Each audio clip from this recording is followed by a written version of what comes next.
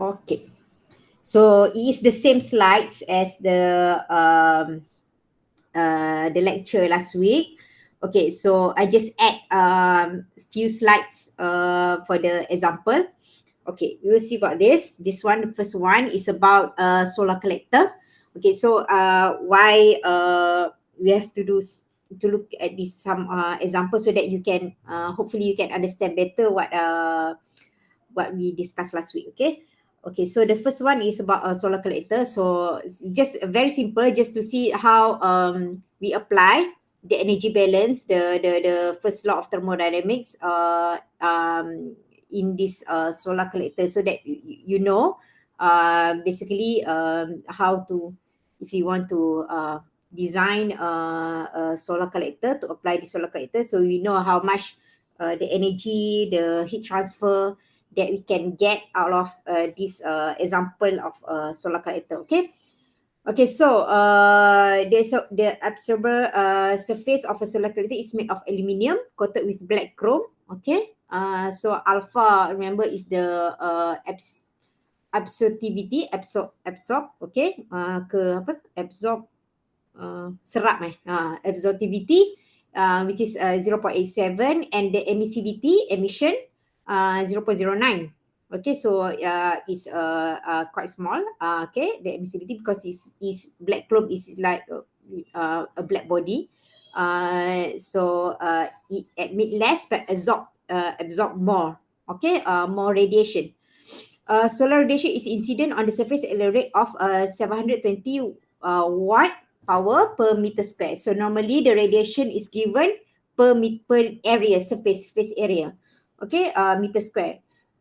The air and the effective sky temperature are 25 and 15 degrees respectively. So air, the ambient temperature 25 degree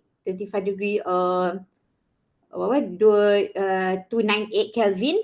Okay, later on we want to calculate the energy balance. Usually we have to change it into Kelvin. Okay, don't forget to change into Kelvin, because the SI units for temperature is Kelvin usually. Okay, for especially to calculate energy balance. And then 15 degrees sky temperature. Okay, maybe I didn't talk a lot about this sky temperature last week. Okay, sky temperature actually it is like the kind of the temperature around the ambience as well. uh and actually this sky temperature, it exists even though we can't really see or really feel it, but there is always a radiation heat transfer through this sky temperature. Okay, so whenever we have this sky temperature, it always exists the radiative heat transfer. Okay, surrounding the object. Okay, so respectively, and the convection heat transfer coefficient is 10 watt per meter square per Kelvin. Okay, so the other than radiative heat transfer, there's always there exists also the convection, because usually between fluid and solid and fluid, there's always a mutual flow of fluid, of heat. Okay, for an absorber surface temperature of 70 degrees Celsius. Okay, so the surface of the absorber just now, the black chrome, determine the net rate of solar energy delivered by the absorber plate to the water circulating behind it. Okay, so first, what we can do is that we try to imagine first the problem. Okay, so I'll try to draw here. Warna biru lah Okay. So example, our solar collector. Something like this. Okay, rectangular. Okay, so it's like we have a surface here. Here we don't have a PV panel. Okay, just a solar collector with the made of aluminum coated okay, this one. Okay, this is the absorber surface. The surface of the absorber. Okay, so we don't have PV panel here. Okay, only the solar thermal means only heat radiation from the sun. Okay, solar energy. For example, okay, so so if we draw, so this is our sun. Okay, so the radiation given 720 okay watt meter square. Okay, and so we have air, the ambient T air. I write it T air, 25 degree, and T sky, okay, 70 degrees Celsius. Okay, 70, sorry, 15. 15 or 70, 15, sorry, silap. 15 dan 70 tu yang observer surface. Okay, sebab dia basically tak tinggi sangat T-sky ni. 70 tu absorber tu 70. Okay. So, apa dia cakap? Determine the net rate of solar energy delivered by the absorber plate to the water circulating behind it. So, imagine we have in the solar collector, we have fluid which is water. Okay, here they use water. So, the main the working fluid inside the solar thermal collector is water. Okay, so not air. Okay, so we have to determine how much the rate of energy, which is assumed here from the solar energy, is being transferred to the water inside the solar thermal collector. So basically, we have to calculate, measure the heat, the energy received by the absorber, so that this energy will be transferred to the water. Okay, inside the solar thermal collector. Okay, so basically, when we have this kind of problem, this kind of exercise, example, we will apply obviously the energy balance, the first law thermodynamics. So we assume here we only have there's no work, okay, because since there's no power, auxiliary power, in this solar thermal collector, there's no other mechanical power, so there's only heat transfer, heat transfer, which is Q, noted as Q. So we only for the energy balance, we only take into consideration the heat transfer Q. Okay, basically we use the mass per kilogram measurement unit. Okay, so naturally, what we think of, what we will calculate, okay, the Q net, right? The net rate, okay. So so it is usually in terms of kilogram, and in terms of surface area. So Q net is the usual, the how much we gain and minus how much heat loss. Okay. Okay. So the question here that we have to think first is that how much what is the medium, the source of heat gain. Okay, so what is the source of heat gain here? The main source of heat comes from where? The sun. Boleh jawab boleh jawab je, so that saya tak cakap seorang-seorang. The sun. The sun, okay. Okay, kuat sikit tak dengar kan? Okay, ke saya punya volume sudah kuat dah ni. Okay, the sun, okay. So the sun, only that satu tu je. Okay, only in this problem, kita since kita tak ada electrical power ke apa ke input, so kita ada solar energy je lah, which is the radiation. So kalau if you remember apa tu last week, okay, the notation for normally the solar radiation, we write it as G, or sometimes we use the symbol I, the incident solar radiation, or something G. Okay, so this one is watt per meter square, the G radiation, we write it like this. But yeah, is it the total solar radiation, which is 720 watt, is the totally 100% is gain, or just portion of it? Semua ke sampai je? Adakah kita nak take into consideration 7 atau 20 semua total? Atau sini?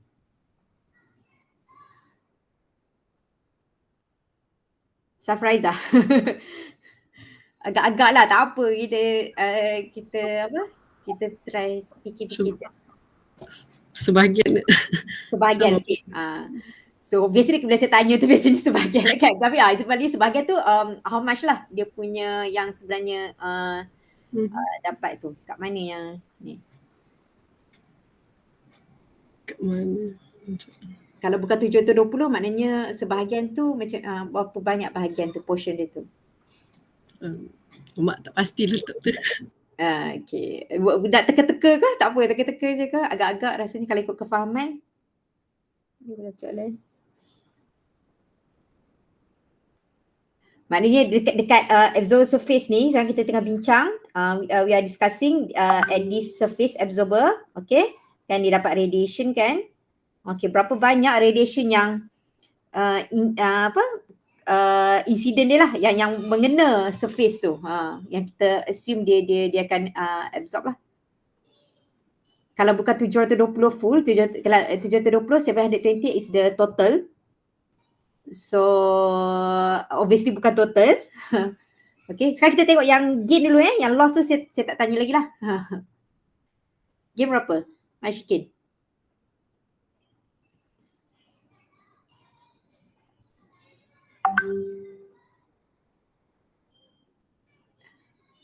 Ada idea, Syikin? Tak sure doktor. Tak sure. Okay, tak apa. Okay, so kita the heat gain is the incident radiation from the solar, which is the 720, but not the total. Only kita tengok balik. We look back at the description about the surface, the absorber surface, aluminium, with black chrome, absorptivity level or efficiency is 0.87. So that 0.87 is like 87%, means that the surface can absorb the radiation 87%. Okay, so maknanya 87% of the 720 total, okay? Not 100%. Okay, sebenarnya dia diserap 87% lah. Soalan macam tu lah dia absorb. Okay, and then and then ada loss. Okay, so sebab kita nak calculate the net power ataupun heat transfer energy to the water. Okay, the Q gain and there but not all of these total alpha G radiant. There are some heat loss in there. So what are those heat loss? Apa heat yang tak dapat lah, bukan keseluruhan tu yang dapat diabsorb. Apa yang terkeluar macam tu, loss.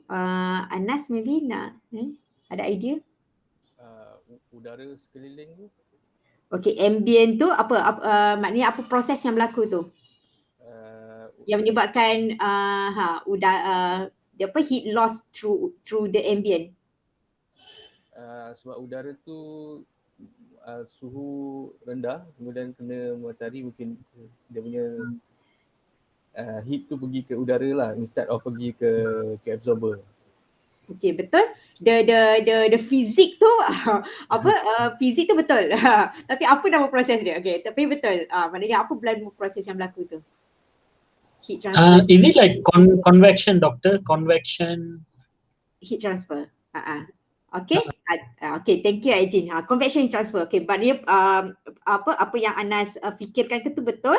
Obviously sebab the difference of temperature when there are two bodies with different temperature, obviously heat transfer will flow. Ada convection heat transfer through between the two bodies. Okay, so here we have the absorber at the 70 degrees Celsius and the ambient is at 25 degree. So different kan? So maknanya here we assume that the absorber transfer the heat, because heat transfer always from hot body to cold body, not from the other way. around. Okay, so from absorber dia macam akan convection, exchange heat with the ambient. So kind of macam dia transfer heat lah kepada ambient sebab dia lagi panas.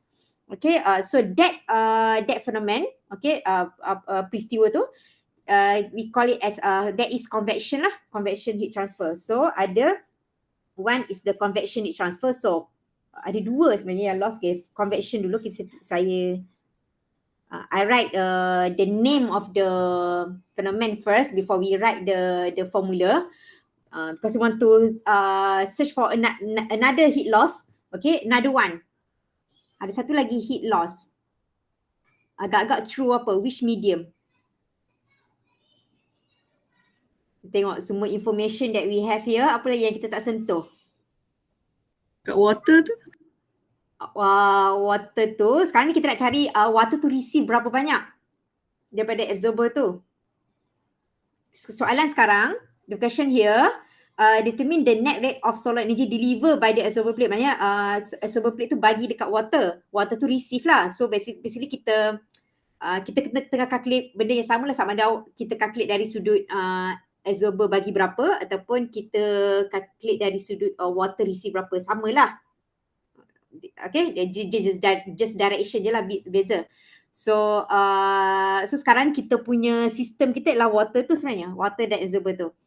Tapi di luar tu, dia outside from the other than absorber and water tu, what ada medium yang can cause that can cause this heat loss, heat transfer. Another one yang tak sentuh, air dah sentuh, ambient dah sentuh.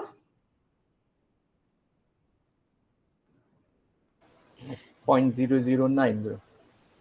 0.00 lah. Kat mana tu nak guna tu, bukan sebab kita just nak guna semata-mata nak guna, tapi dia adalah fenomen yang berlaku tu. Apa kat mana? Reflection ke?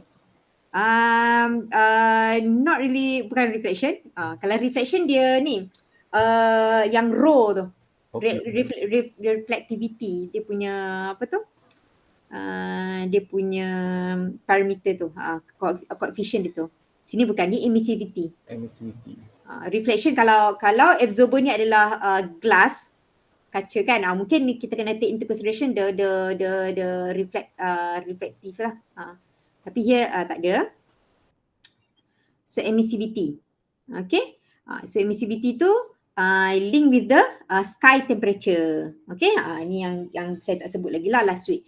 Okay. So this sky temperature actually it admits radiative heat transfer. Dia bukan convection, dia radiative heat transfer. Through this sky temperature. Bila kita ada sky temperature ni, dia ada emissivity, so dia ada radiative heat transfer lah. So having said that, emissivity, radiative transfer, so the another one heat loss is through apa yang nak tulis radiative lah. Radiative which is through this sky temperature. Okay. Okay, so now we write the true equation. So saya dah sediakan slide kosong. Okay, so tadi Q net just now. Okay, the gain receive lah, gain receive, the actual receive absorptivity times the radiation. Maknanya 0.87 just now, 87% times the 720, and then minus we have two phenomenon, convection and radiation. So first the convection. So convection is okay, tak apalah, saya bagi dulu. Tentu kan tak ingat pula. Convection we always use this one H, which is the coefficient for convective heat transfer, depends on the material. Okay, so here we have 10 kan heat transfer coefficient. Okay, so H here is not enthalpy. Ada dua dalam in thermodynamics, there's two parameter, unit parameter that we use as we call as H, this small H. So one is enthalpy which is to calculate energy in kilojoule per kilogram. But this one here is heat transfer coefficient. Tulisan ni sama, H, small H juga, tapi kita faham lah bila nak guna itu. Okay, so this H is a heat transfer coefficient. So heat transfer coefficient just now, watt per meter square per Kelvin, means that it depends on the area, the surface area, the source of the material though. Okay, so different solid material, different material, or even a fluid, different heat transfer coefficient. Okay. So and sometimes this heat transfer coefficient, sometimes it is not constant. It has a correlation. Depends on the temperature, depends on other parameters. But here we assume that it is constant, which is equal to 10. Okay, heat transfer coefficient means that higher heat transfer coefficient means that the material can transfer the heat more efficiently. Okay. So it depends, sometimes depends on ini saja saya tambahlah input yang tak ada kaitan dengan exercise ni, saya tapi tambah input. Heat transfer coefficient ni sometimes depends on our objective, apa tujuan kita. Sometimes kita aim untuk dapatkan heat transfer coefficient yang tinggi, so that kita boleh some material tu can transfer heat better lah, better heat transfer, obviously better performance, better energy performance normally lah. But sometimes also kita tends to cari material yang less heat transfer coefficient, rendah, because maybe our objective is to so that the heat can dissipation of heat. So depends on apa yang tujuan kita lah kan. Okay. So heat transfer coefficient ni penting lah. Okay, heat transfer coefficient watt per meter square per Kelvin. So maknanya heat transfer Q ni adalah watt. Biasanya kita tengok je unit.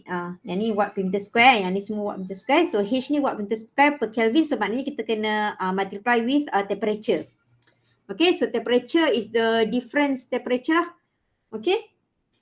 So here convection heat transfer tadi between what?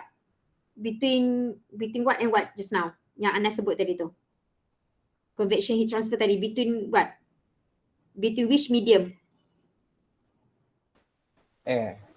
Air dengan dia mesti ada dua. Kan? Water. Surface tu kan?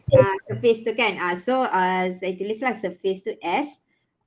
And air or ambient lah kan yang given tadi. So okay, so this is the convective heat transfer. Okay, so kita dapatlah watt per meter square. Okay, sometimes kita keliru tau, nak tulis T-air minus T-S or T-S minus T-air, yang mana dulu sebab dia effect kepada results kita. Kalau kita tulis T-air minus T-S, nanti result kita akan jalan lain sebab nanti kita nak tambah tolak dengan yang lain tu kan. So biasanya benda ni kita tengok direction. Sebab sebenarnya this equation has direction. Okay. So if we our system for example just now our closed system is the solar thermal collector. So we choose a direction, whether kita nak direction kita ialah positive this way, right hand, ataupun kalau positif kita this way. So make sure we it is a vector, since it is a vector, so we make sure we determine the direction and we choose the correct directions. Otherwise sometimes our calculation will be wrong kan, sebab direction yang tak kena. So basically, so kalau if we write this way, basically kita akan write this way, from the surface to the ambient, minus the ambient. Because we sini, sebab kalau saya lah biasanya, because we look at the normal, ni this vector normal kan. So when we said that the normal vector is perpendicular to the surface, so the from TS, which is the surface temperature, to the ambient. Okay, so in this the normal direction. Okay. Tapi doktor, yeah. What if the ambient air is higher than the surface temperature? Maknanya nanti jawapan kita yang ni kita akan dapat negatif lah kan. Sekarang Tm minus Ts tu kan. Kita akan dapat negatif. Maknanya physically means that air tu lah yang transferkan fluid sebab dia lagi panas kan. Meaning that dia bukan loss lah kan? Dalam ni dia bukan loss. Dia sebab dia gain. Sebab tadi kan dia tengok soalan dia determine the net rate of, sebab itulah kena tengok balik soalan, determine the net rate of solar energy delivered by the absorber plate. Okay, maknanya berapa banyak absorber surface tu ada untuk dia bagi dekat water tu lah kan. Dia ada berapa, di sini ada berapa. So sekarang ni kita fikir dari sudut absorber tu. Kita lah, equation tu adalah absorber tu. So absorber tu dia gain berapa banyak, dia loss berapa banyak sebab dia akan change dengan ambient tu kan. Tapi kalau lah ambient tu yang bagi dia ni, maknanya dia yang terima lah. Tapi sebenarnya nanti automatic dalam equation ni, sebab kalau kita letak, katalah air tu yang lagi tinggi daripada 70 degree lah, maknanya dia lagi tinggi, ini akan jadi negatif ke, macam itulah. So nanti dia akan automatic sebenarnya dalam equation ni, dia akan plus minus balik. Dia akan jadi plus kan, dia akan jadi positif balik bila keluar pada ni kan. So automatic dia macam gain lah. Okay, but physically kita faham, we understand that if the air ambient is higher, means that the ambient yang transfer the heat lah sebab dia lagi hot or warmer. Okay. Another one, okay tadi radiative tu kan. Okay, radiative. So if you remember the radiative heat transfer, sigma, the Stefan Boltzmann constant. Okay, sigma, jangan lupa. Sigma. Okay, and there's always change of difference of temperature. Here for emissivity, dia punya equation memang 0.4 power of 4. Ini memang dalam equation dia. Okay. So Ts again the absorber to the sky. Okay. The difference with the sky. So power of radiative heat transfer, kalau tengok balik, if you look back at the slides at the beginning of this chapter, ada I did put the equation for radiative heat transfer, which is sigma, and sigma is Stefan Boltzmann constant, and the temperature of the source of the temperature of the body. Okay, but here it's not finished. We have to take into consideration the emissivity, because not all the radiative heat transfer received by the body is going to be emitted. Okay, only 0.09, which is 9% lah. Only 9% is being emitted to the sky. Okay. Okay. So that is the so that is the energy balance. Okay. So and then just put lah the value. Stefan Boltzmann value is 5.67.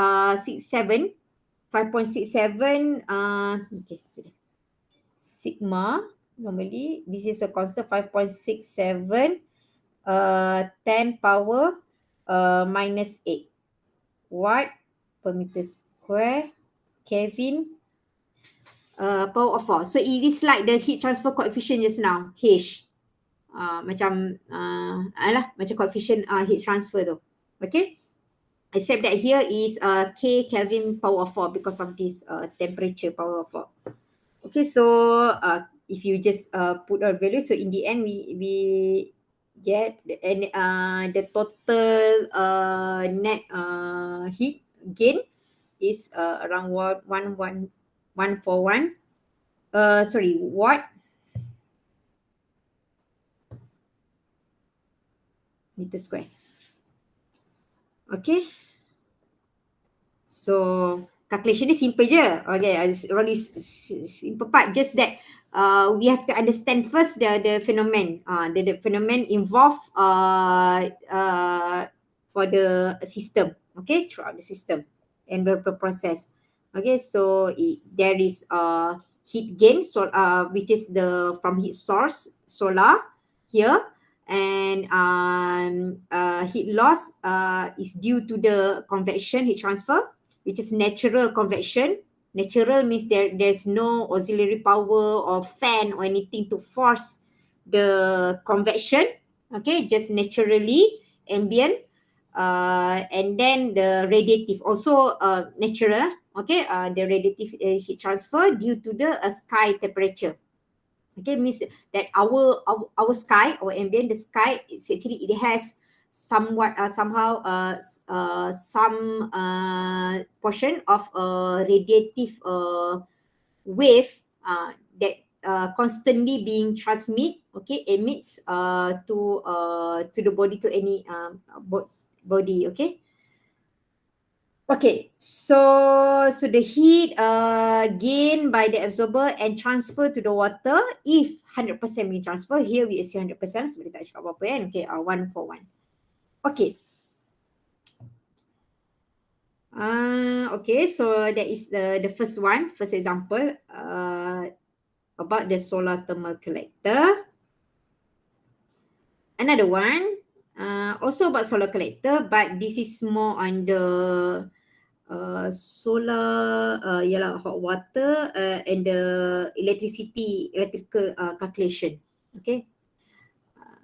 And about the cost. Okay. So a solar collector provides the hot water needs of a family for a period of 7 months, except for 5 months of winter season. So imagine lah, if you are living in the other country, okay, which has a different seasons. So we have hot water that only can be supplied by the solar collector throughout 7 months. Okay, so the other 5 months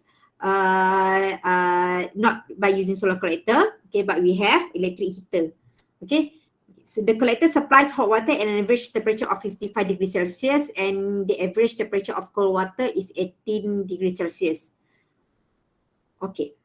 Okay, so we assume here the solar collector, like the body of the surface of the solar collector can achieve an average temperature of 55 degree. Like just now, the first example, the absorber surface is 17 degrees Celsius, right? So this one is average temperature is 55 degree. But the cold water, being the cold water that we have daripada rumah tu kan, cold water tu 18 degree, 18 degree. Okay. So we can see here how much to have a certain stabilized, means that if we want to achieve maybe around 25 degree, 27 degree kan, normally kalau kita mandi tu berapa temperature yang sedap untuk mandi lah kan, 25, 27 ataupun 30, sepanas takut. So maknanya daripada 18 tu dia nak achieve ke another 10 degree higher, kita perlukan that electricity consumption untuk increase the cold water temperature tu kan. Sebenarnya 10 degree yang kita nak kena increase tu, itu work yang that has to be done. Okay, so kita fikir in that way lah, in that sense. Bila kita if we want to design and calculate how much energy needed or how much electricity needed to heat, to supply the hot water, we have to think about the ideal temperature that we want, and how much the difference of the current water temperature that we have, which is 18 degree, and how much lagi yang kita kena achieve lah. So lagi banyak, of course lagi banyak work, and lagi banyak work, lagi banyak electricity lah kan, consumption.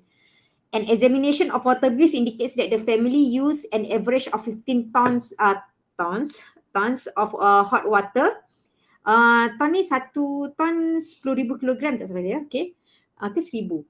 Kita tengok of hot water from the solar collector per month. Okay. Indicates only use an average of 15 tons of hot water from okay, so the weight of the mass of the water used per month, 1 bulan, 15 tons. And electrical resistance heat supplies hot water in winter months. Okay, so the other 5 months, 5 months yang tak guna solar collector tu sebab tak, of course sebab we assume that the ada 5 months yang winter tu dia solar tak cukup banyak lah. Solar energy tu heat source tu, hot source tu tak cukup banyak untuk panaskan air tu. So another 5 months tu still depend on the electrical resistant heater, maknanya the conventional heater lah. Maknanya 5 bulan tu tak dapat lah juga nak pakai guna solar collector ni. Ni 7 bulan je sebab tak cukup lah nak achieve tu. Okay, so another 5 months tu still depends on the conventional heater, electrical heater. The cost of electricity dianggarkan 0.13 sen US dollar per kilowatt hour. So electricity ni, electrical normally we calculate based on kilowatt hour lah. Okay, dia bukan kilowatt tapi kilowatt hour. Okay, and the efficiency of the electric heater can be taken to be 93% considering heat loss from the system. Okay, so electrical heater tu 93% efficiency. So determine the annual electricity and cost savings to this family due to solar collector. Okay, so we have to anggarkan assume, okay, calculate what if if we use this solar collector, how much we can save lah annually, our cost and the electric power.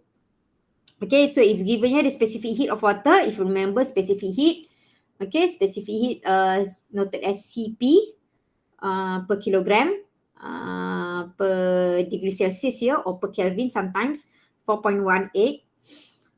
Okay, kalau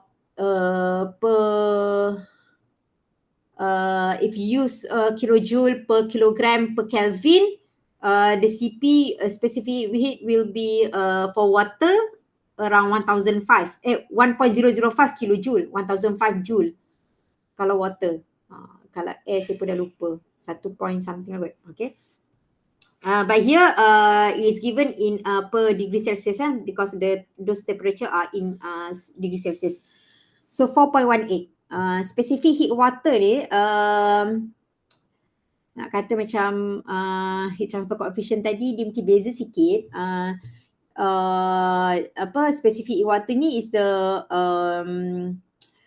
how much energy needed, energy in joule, how much energy needed in order to heat 1 kilogram mass of fluid or solid to 1 degree Celsius or 1 degree Kelvin higher. Okay, maknanya in order to increase 1 Kelvin or 1 degree Celsius of temperature, how much energy needed to be given to be transferred to this 1 kilogram mass of solid or fluid. Itu maksud dia lah specific heat ni. Okay, okay, so apa dia dia punya ni tak panjang sangat. Okay, so first kita apa ni? Okay. Jadi so tadi kita kata kita ada we have 7 months of 7 months yang guna solar electricity, solar collector. Okay. Okay. Okay, so sini okay. Okay, first we have to calculate the amount of solar water heating during untuk yang 7 bulan tu, tapi kita calculate 1 bulan dulu. Okay, so solar water heating, so still we use Q. Okay, so saya tulis dulu. MCP T1 minus T2. Okay, so okay, this is the formula untuk calculate the energy. Q here macam like the heat transfer just now is the energy. Okay, so energy yang the amount of energy solar water to use or provide, okay, daripada solar collector tu. Okay, M is the mass, of course, sebab apa tu, CP tu given in mass, per mass. And then T1, T2, of course, there's the difference of temperature, 55 to 80 degrees. So from from the the average temperature of the water, of the cold water given, how much the heat, convection juga sini, convective heat transfer needed to be supplied to the cold water, okay, from the hot water to 55 degrees Celsius tu. So the difference of the temperature. Okay, so M ada bagi ke tadi?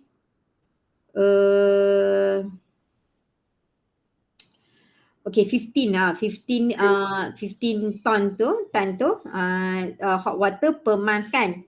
So 15,000 kilogram, and then CP is 4.18, and the difference of temperature, okay, between the average temperature of the hot water and the temperature of the cold water. So from hot to cold source, so obviously 55 minus 18 lah.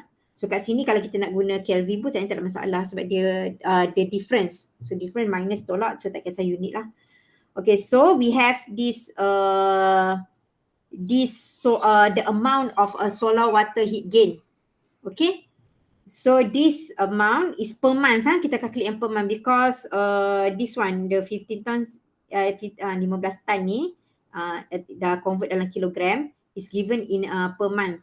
Okay, so this is in kilojoule per month, monthly lah. Okay. Okay, and then of course to in order to measure the total amount of solar water heating, okay, during the 7 months, multiply by 7 lah, okay, and then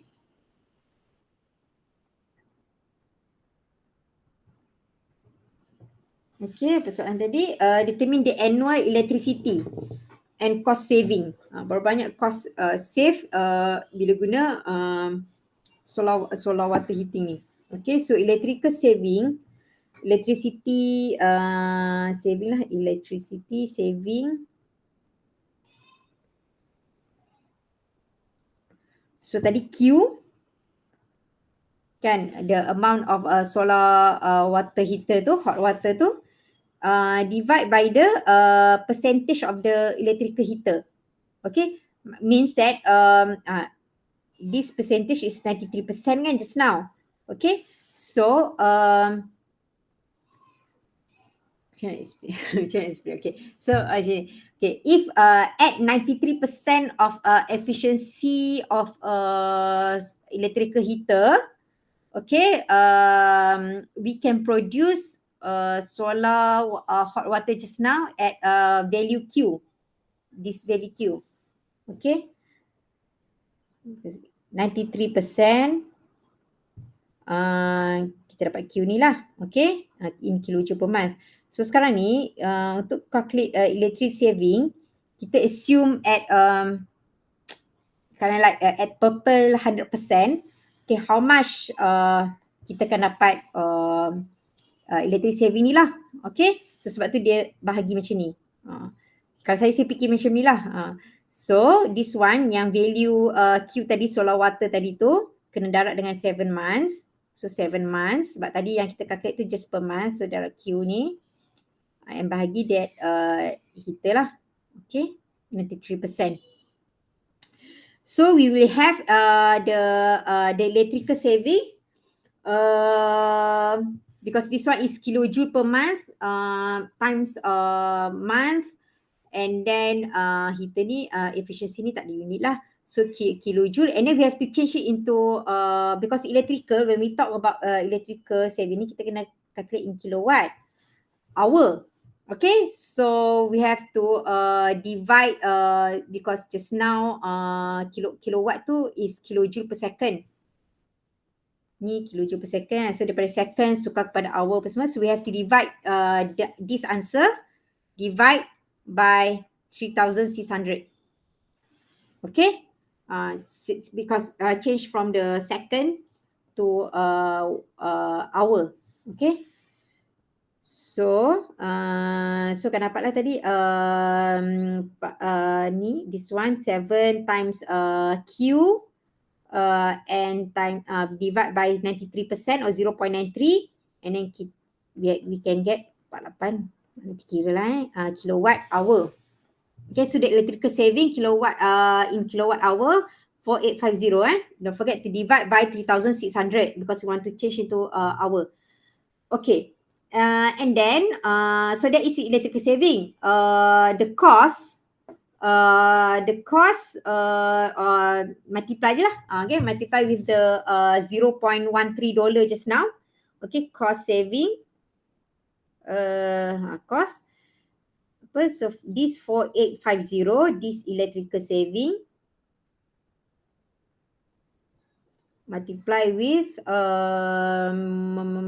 apa tadi 0.13 the cost. Okay, tak apa, jadi unit cost je. So 1 unit cost just now 0.13 cents dollar per kilowatt hour kan. So this one is in kilowatt hour, so just multiply with 0.13. So kita dapatlah dalam cost $600 631. Okay, so means that okay, determine the annual electricity and cost saving to this family due to solar collector. I mean cost save during that 7 months period that they use solar collector, they save about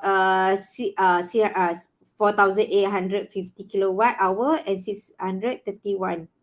Instead of using the total 12 months throughout the year annually, just by using electrical resistant heater, they might need more. They might use more electricity, but instead when they use solar collector, they save that 4,800 annual electricity. So kind of something like that. Okay. Okay, so just a very simple calculation, just to estimate the electricity saving. Okay, so I only have those two example. Okay, for today. Okay, so right now is 6:50. Boleh kot kita rehat je, tak apa. Lupa tak masuk azan lagi. Okay, so that we can get ready lah kan. So kita rehat. Okay, so insyaAllah sekejap lagi kita masuk get ready for presentation. For now, I only receive from Ikin and Shikin and Safraiza. I receive your by email your assignment. But it's okay. Tak apa, due date dia ada beberapa hours lagi kan. Tak apa. So insyaAllah kejap lagi kita you guys will present. Maybe around 15 minutes presentation. Tak rigid sangat lah. Masa tu tak rigid sangat sebab kita pun tak ramai. So macam relax je. And then if we have question, not just from me, from other students between each other. If you have a question, we can try to discuss, ask questions, and itu je lah kot. So maybe seorang dalam 15 20 minutes, okay, and so total dalam maybe lah 1 hour lebih sikit lah kan. Okay. So we take a break right now. We will come back around 7:20, 7:25 macam tu lah kot. Okay. Okay, so Doktor, yeah. assignment submit through Putra Blast or directly email to you? I prefer email sebenarnya. Oh, okay. Kan sebab saya jarang sebenarnya check Putra Blast tu punya ni. Okay, so stop dulu kat sini. So stop recording. Okay, we can take a break now. Okay, we come back at around 7:30, 7:35 insyaAllah. Okay, thank you. Stop recording.